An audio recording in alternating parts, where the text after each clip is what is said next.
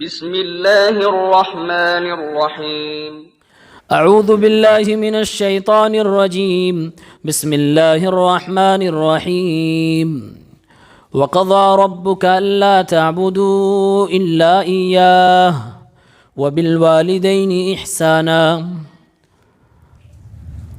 وقال الله سبحانه وتعالى وصاحبهما في الدنيا معروفا وقال النبي صلى الله عليه وسلم الوالد وأوسط أبواب الجنة.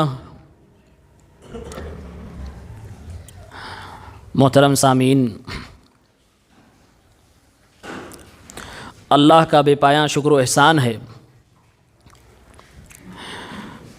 کہ اس نے ہمیں اس دنیا میں بڑی قیمتی چیزوں سے نوازا ہے. نعمتیں تو ویسے تمام کی تمام بے مثال ہیں، لیکن ہر شخص کی زندگی میں کچھ نعمتیں ایسی ہیں جو ایک بار صرف ملتی ہیں اور ایک ہی عدد میں ملتی ہیں. اگر کھو جائے تو دوبارہ اسے آپ نہیں پا سکتے، اس کی کوئی مثال نہیں. جس کے اندر بڑی سچائی، خلوص للہیت ہوتی ہے، پیار و شفقت ہوتا ہے، لگاؤ ہوتا ہے، جس کا ہاتھ اگر سر پہ ہو تو ہم اپنے آپ کو دنیا کا بادشاہ سمجھتے ہیں. جو اگر پیچھے کھڑا ہو تو ہم خود کو دنیا کا مضبوط ترین طاقتور انسان سمجھتے ہیں. جو گھر کے اندر موجود ہو تو ہم گھر میں بلا خوف و خطر رہتے ہیں. ہمیں کسی خوف اور کسی چیز کا ڈر محسوس نہیں ہوتا. وہ ذات و شخصیت باپ کی ذات و باپ کی شخصیت ہوتی ہے. اور جو ہم اور آپ سنتے ہیں، باپ تو باپ ہوتا ہے. یہ بات بہت صحیح ہے جو ہم سنتے ہیں. اللہ کے نبی صلی اللہ علیہ وسلم نے فرمایا الوالد اوسط ابواب الجنہ. ماں کے قدموں تلے ہم نے جنت تو بنا دی، لیکن اس جنت کے دروازوں میں سب سے بہترین دروازہ باپ کو بنایا ہے.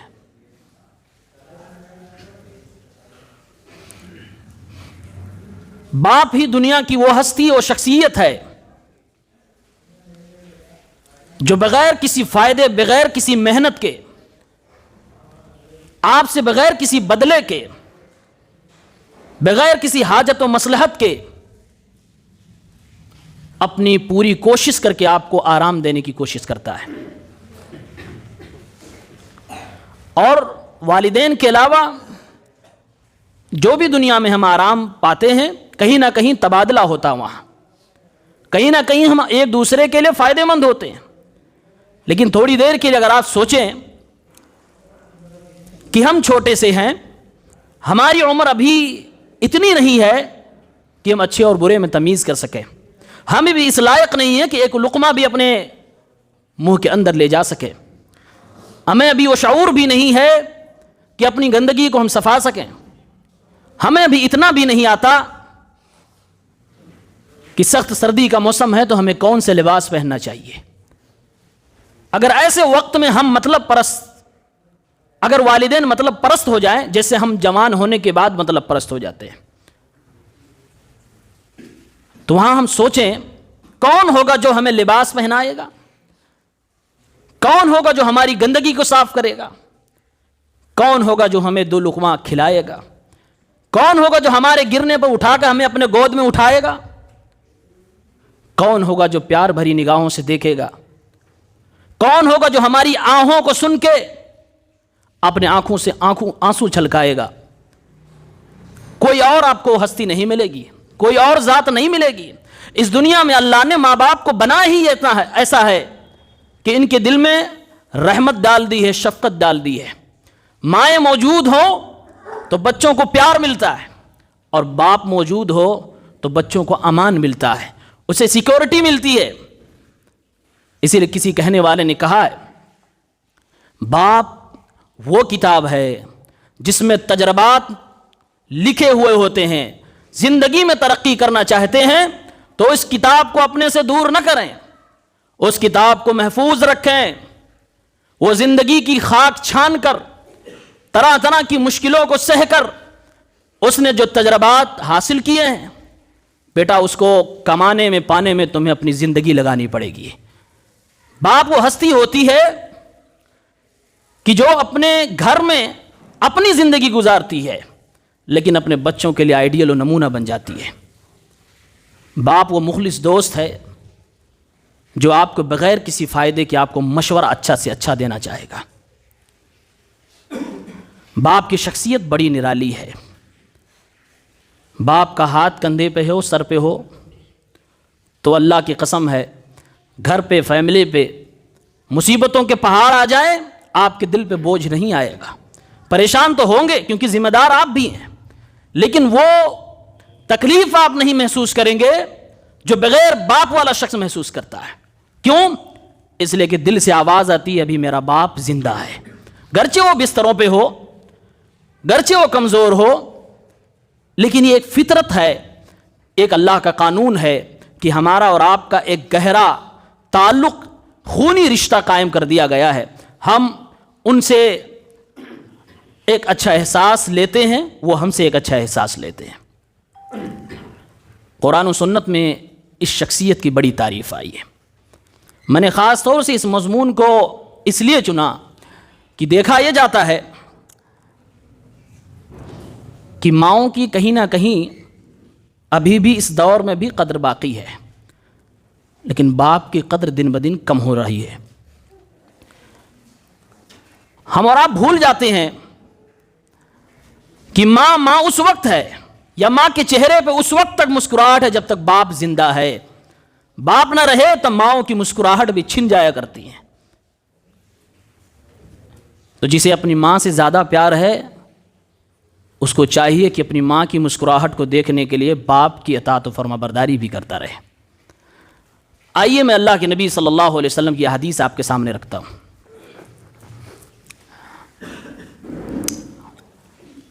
ترمذی شریف کتاب البر والصلۃ والآداب 1899 آپ صلی اللہ علیہ وسلم نے فرمایا رضا الربی فی رضا الوالد وسخط الربی فی سخط الوالد.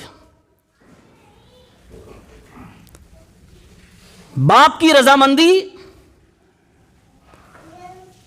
اتنی قیمتی ہے کہ باپ کو اگر آپ نے خوش کر لیا سمجھو اپنے پروردگار کو تم نے خوش کر لیا.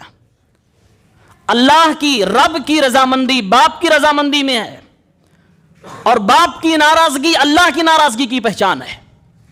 یہ ایسے باپ کی بات ہو رہی ہے جو باپ حقیقت میں باپ ہو, اپنی ذمہ داری پہ کھرا اترنا چاہتا ہو, اسلامی آداب و اخلاق اپنے بچوں کو سکھانا چاہتا ہو, گھر کا اگر مالک ہے تو مالک بن کے رہنا جانتا ہو. یہ اس طرح کے باپ کی بات ہو رہی ہے. اور نہ باپ کی فہرست میں بھی کچھ لاپرواہ ہوتے ہیں. اللہ نے ہمیں اگر امانت سونپی ہے اولاد کی شکل میں تو ہمیں لاپرواہ نہیں ہونا چاہیے.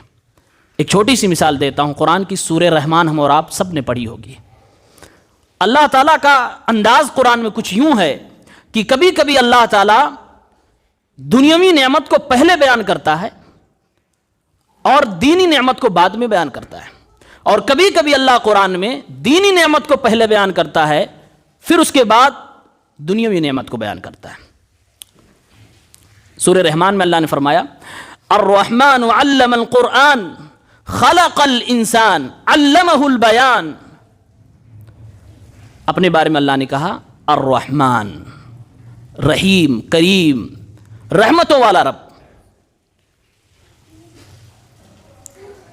جب اللہ رحمتوں والا رب ہے تو اس اللہ کی رحمت کی کچھ نشانی ہونی چاہیے جو بندوں پہ دکھے. تو اللہ نے فوراً ارشاد فرمایا الرحمن علم القرآن. رب کی رحمت یہ ہے کہ وہ اپنے بندوں کو قرآن سکھاتا ہے. یہ اللہ کی رحمت کی نشانی ہے کہ آپ کو قرآن سیکھنے کا موقع مل رہا ہے. آپ کے پاس قرآن کا علم ہے, آپ کے پاس نبوت کے سرچشمے سے کچھ ستارے موجود ہیں, کچھ ہنر موجود ہے شریعت کا, پہلے اللہ نے علم کو ذکر کیا جو کہ دینی نعمت ہے، فرمایا الرحمن علم القرآن، پھر بعد میں فرمایا خلق الانسان، رحمان ہے جو لوگوں کو قرآن سکھاتا ہے، رحمان ہے جو انسان کو پیدا کرتا ہے۔ جبکہ بات یہ سمجھ میں آتی ہے کہ پہلے انسان پیدا ہوگا پھر قرآن سیکھے گا، لیکن اللہ نے پہلے قرآن کی تعلیم کا ذکر کیا، بعد میں انسان کی پیدائش کا ذکر کیا، یعنی بتانا یہ چاہا کہ اگر حقیقت میں باپ اپنے بچوں سے محبت کرتا ہوگا، اس کے دل میں رحمت ہوگی، شفقت ہوگی، تو اس کی پیار اور اس کی یہ مہربانی اپنے بچوں کے تئیں سب سے پہلے یہاں دکھے گی کہ بچوں کو دین کی تعلیم دے گا، بچوں کو قرآن سے جوڑے گا۔ جس طرح میرا رب اپنی رحمان ہونے کی دلیل میں پیش کرتا ہے کہ میں قرآن سکھاتا ہوں اپنے بندوں کو، میں اس کی توفیق دیتا ہوں، اسی طرح سے باپ اگر جب رحیم ہوتا ہے، جب شفیق ہوتا ہے، بچوں سے پیار کرنے والا ہوتا ہے، تو بچوں کو پہلے تعلیم دیتا ہے، دین سکھاتا ہے۔ تو باپ صحیح وہی ہے جو بچوں کی دونوں زندگی کو بنانے کی کوشش کرے۔ اگر ہم دنیا میں اپنے باپ کی فرما برداری کر لیں تو خوشحال ہو جائیں گے، اور باپ کی ڈانٹ ڈپٹ کو اگر سن لیں، برداشت کر لیں، سیکھ لیں، اللہ کی قسم باکمال ہو جائیں گے، خوبیاں آپ کے اندر بھر جائیں گی۔ اس لیے کہتے ہیں ماں کا نرم لہجہ اور باپ کی سختی انسان کو انسان بنا دیتی ہے۔ اگر انسان بننا چاہتے ہیں تو ماں باپ کو یہ پاور دیں، وہ زندگی کی کسی بھی دہلیز پر ہوں، وہ آپ کو بول سکیں، وہ آپ کی غلطیوں پہ آپ کو ٹوک سکیں۔ ماں کا وہ حق کبھی نہ چھینے کہ ماں یہ محسوس کرے کہ بیٹا بڑا ہو گیا، بیٹی بڑی ہو گئی، اب اسے نہیں بول سکتے۔ باپ کبھی یہ محسوس کرے میں اب اسے بولنے کے لائق نہیں رہا، یہ احساس کبھی نہ ہونے دیں۔ اللہ کے نبی صلی اللہ علیہ وسلم ارشاد فرماتے ہیں، ترغیب و ترہیب امام منذری کی ہے، اس میں وہ روایت نقل کرتے ہیں،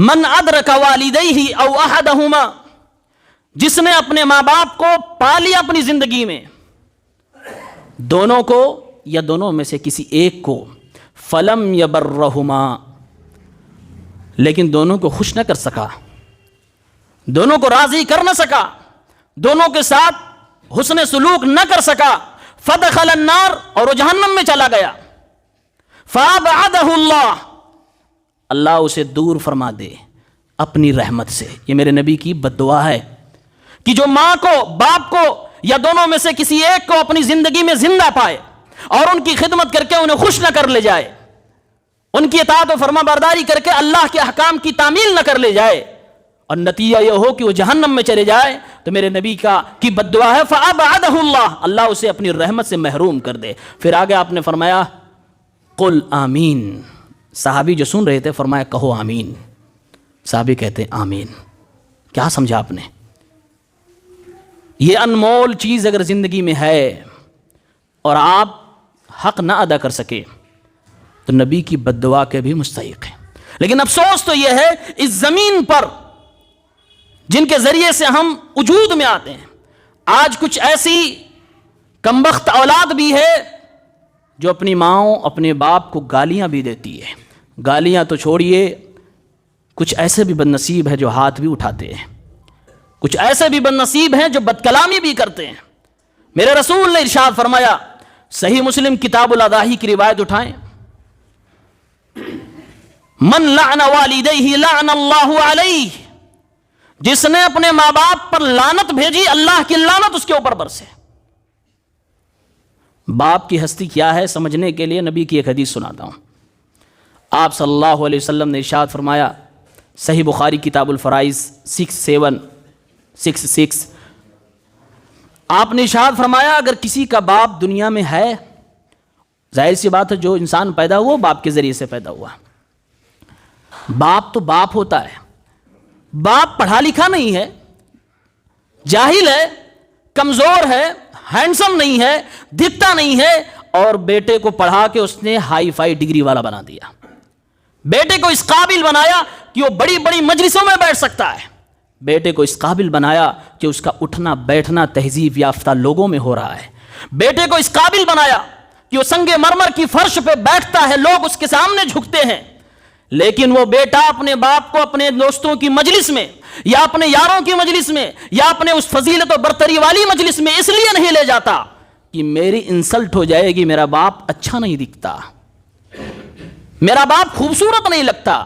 میرے باپ کو بولنے کا ڈھنگ کم آتا ہے جس طرح سے مجھے آتا ہے.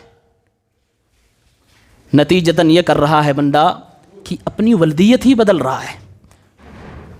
کچھ ملکوں میں یہ ہو رہا ہے، لوگ سٹیزن شپ لینے کے لیے اپنے باپ کا نام ہی بدل رہے ہیں، اپنی ولدیت ہی دوسرے کے ساتھ جوڑ رہے ہیں. میرے رسول نے فرمایا من ادعى الى غیر ابیہ وهو يعلم انه غیر ابیہ فالجنۃ حرام علیہ.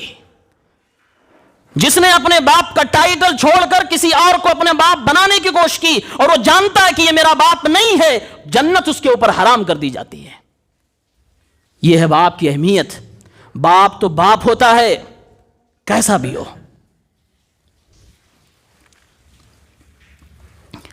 ایک روایت میں دوسری جگہ آتا ہے، آپ صلی اللہ علیہ وسلم نے فرمایا فَعَلَيْهِ لَعْنَةُ اللَّهِ وَالْمَلَائِكَةِ وَالنَّاسِ اجمعین.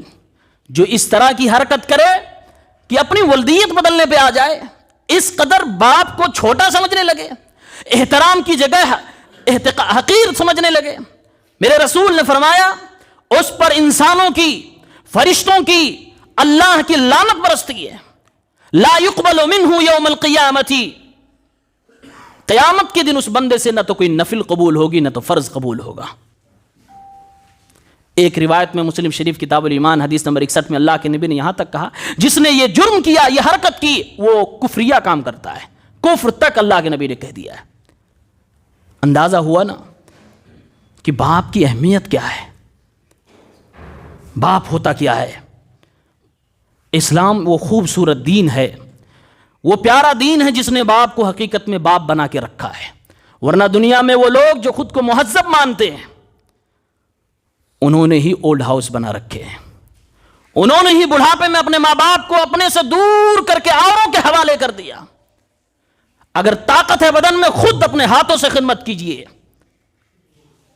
یہ اسلام ہمیں سکھاتا ہے.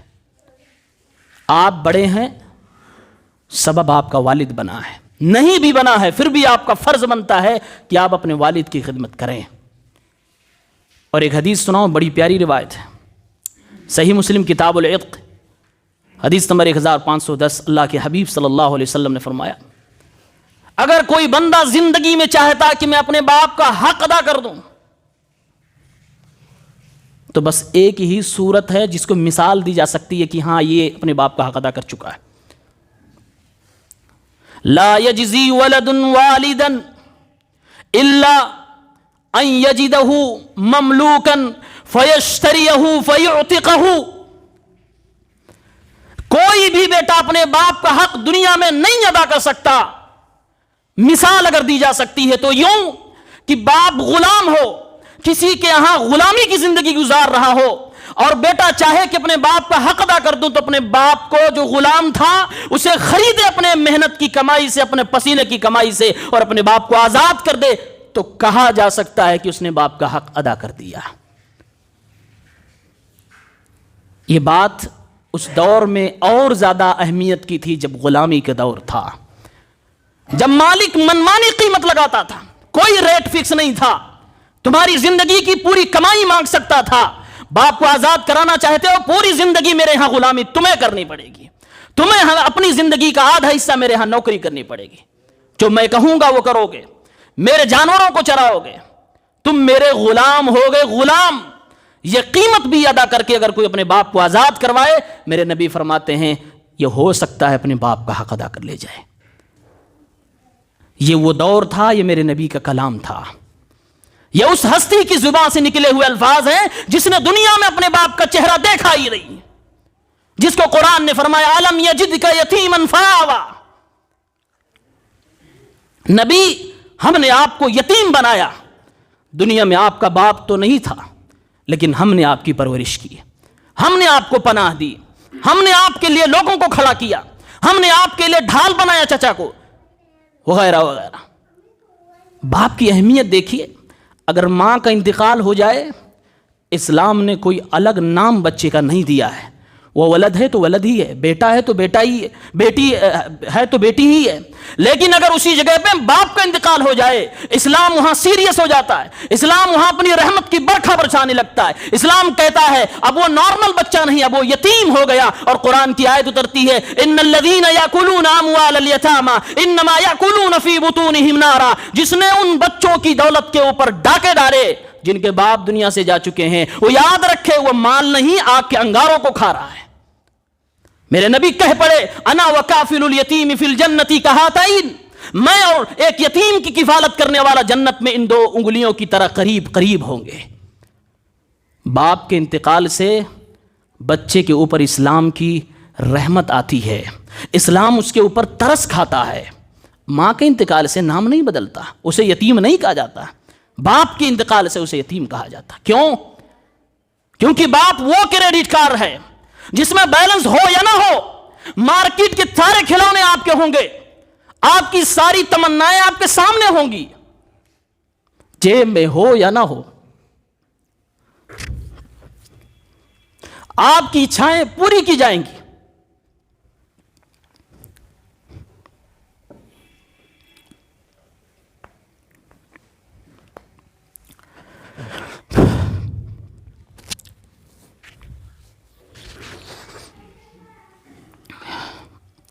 کبھی آپ مارکیٹ چلتے دیکھیے،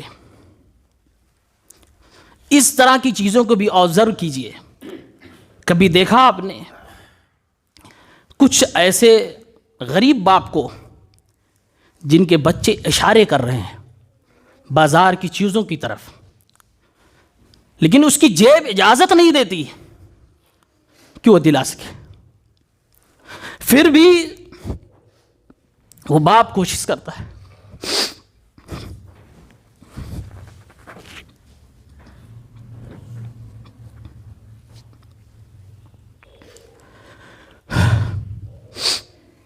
میرے رسول نے بڑا مقام دیا ہے، اس سے بڑی بات کیا ہو سکتی؟ کہا جنت کا بہترین دروازہ باپ ہے، تم اس کے بغیر جنت میں جانا چاہتے ہو.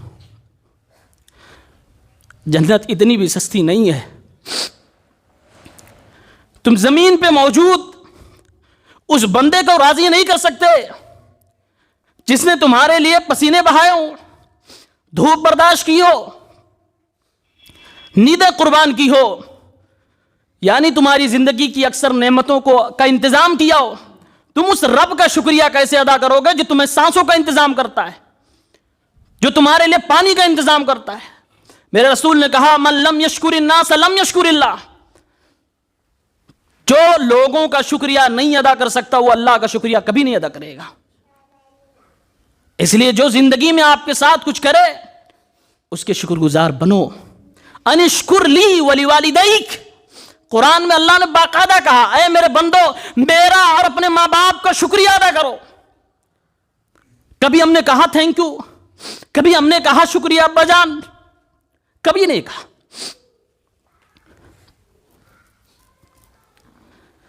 آج ہمارے رویے بدلے ہوئے. پہچانو اس ہستی کو، پہچانو ایسی مقدس ہستیوں کو. آپ کے گھر کے جھروکوں میں موجود ہوں گے، آپ کے گھر کے ٹوٹے پھوٹے کمروں میں موجود ہوں گے. میرے نبی نے کہا ہے جس طرح سے ایک پریشان حال مسافر کی دعا کبھی رد نہیں کی جاتی، ویسے تمہارے گھر میں موجود تمہارا باپ ہے، اس سے دعا کرو، اس سے دعا کروا لیا کرو. ولیوں کے دروازے پہ تمہیں جانے کی ضرورت نہیں پڑے گی. وہ گھر میں موجود ولی ہے، اس سے دعا کرواؤ، اس کی دعائیں کبھی رد نہیں ہوتی ہے. آج ہم اس کی اہمیت نہیں جانتے. افسوس تو یہ ہے اس زمین پر یہ بھی دیکھا جا رہا ہے بھائی بھائی میں لڑ رہے ہیں، باپ کی کمائی ہوئی جائیداد کو زندگی میں بانٹنے کے لیے مر رہے ہیں. باپ زندہ ہے اور باپ کو بے سہارا چھوڑ رکھا ہے.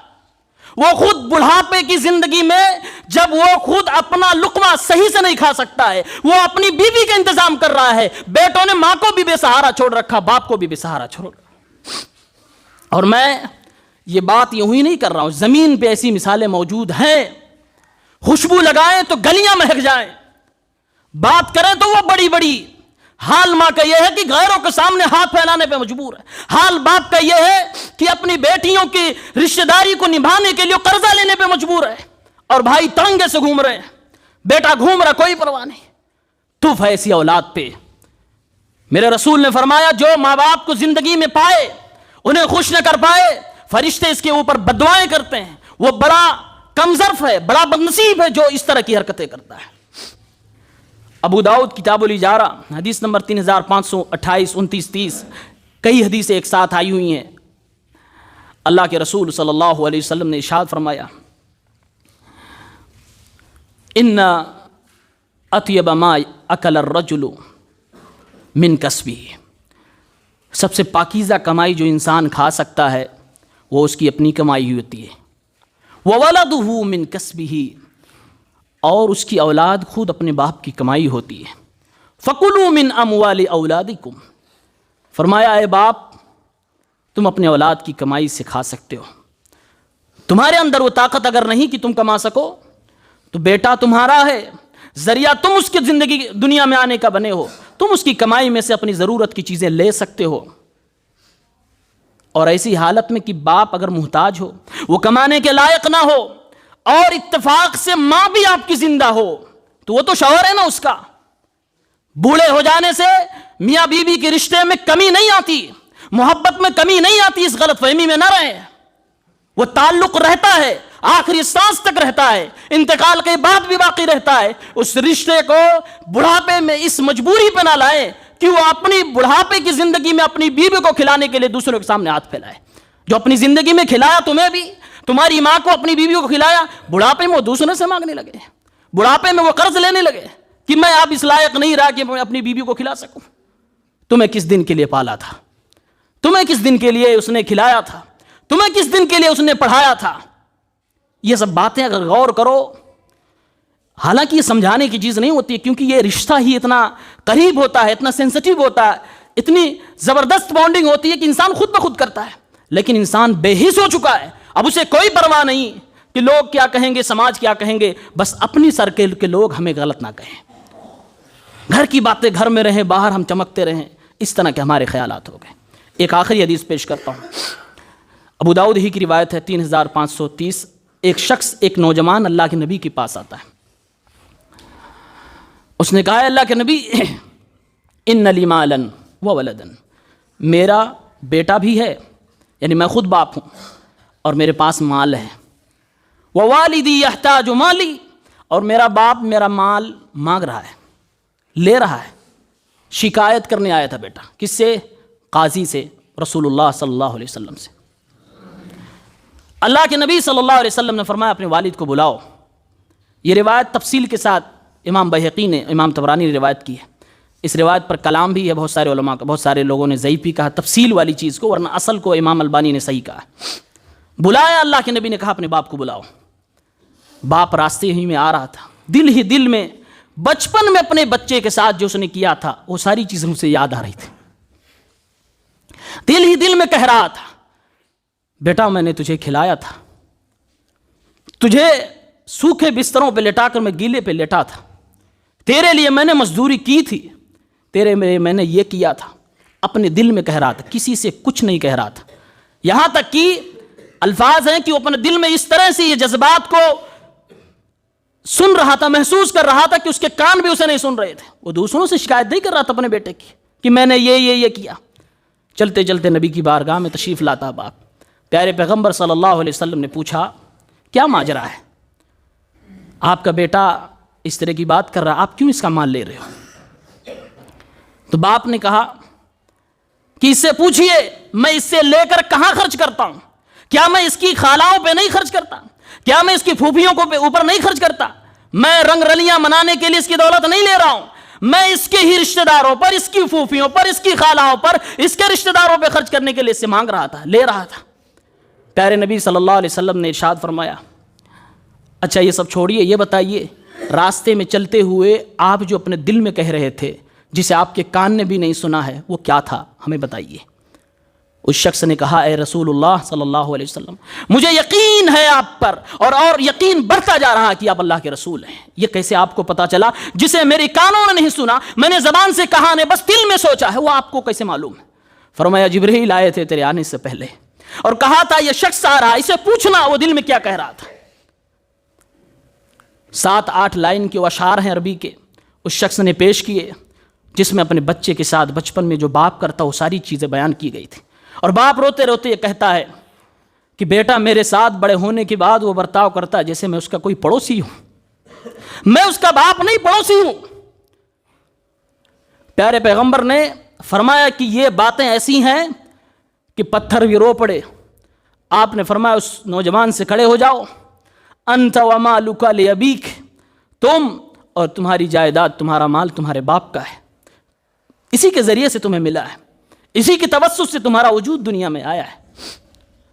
پھر آپ نے گویا کی اجازت دے دی، اگر باپ اس کنڈیشن میں ہو کہ اسے ضرورت ہے مال کی، اسے خود کے کھانے کے لیے انتظام نہیں ہو پا رہا، خود کی بیوی کو کھلانے کے لیے انتظام نہیں ہو پا رہا ہے، تو بیٹے کو چاہیے بلکہ اس کے اوپر واجب ہے کہ اپنے باپ کے اوپر خرچ کرے۔ باپ اگر خوشحال ہے تو کوئی فرق نہیں پڑتا، آپ اپنی دنیا میں مست رہو، آپ کی اپنی جائیداد ہے، آپ کے اپنے بچے ہیں، لیکن اگر باپ محتاج ہے تو آپ نہیں تو کون دیکھے گا؟ یہاں سوال پیدا ہوتا، آپ نہیں کرو گے تو کون کرے گا؟ اس کے بھی ضروریات ہیں، بڑھاپے میں بھی وہ انسان کھاتا ہے، بلکہ قرآن سورہ یاسین میں اللہ نے کہا وَمَن نُعَمِّرْهُ نُنَكِّسْهُ فِي الْخَلْقِ، جب ہم انسان کو دھیرے دھیرے عمر دراز کرتے ہیں تو بچپنے میں جیسے انسان لالچی ہوتا ہے، بچپنے میں جیسے انسان کھانے پینے کی چیزیں پہلے اپنے لیے چاہتا ہے، اسی طرح سے انسان جب عمر دراز ہوتا جاتا ہے بڑھاپے میں اس کے بچپنے کی خواہشیں واپس آ جایا کرتی ہیں۔ اس وقت آپ نے اسے محروم کر دیا، جب اس نے اپنے منہ کے لقمے کو اٹھا کے آپ کو کھلایا تھا اس وقت آپ نے اسے مانگنے پہ مجبور کر دیا۔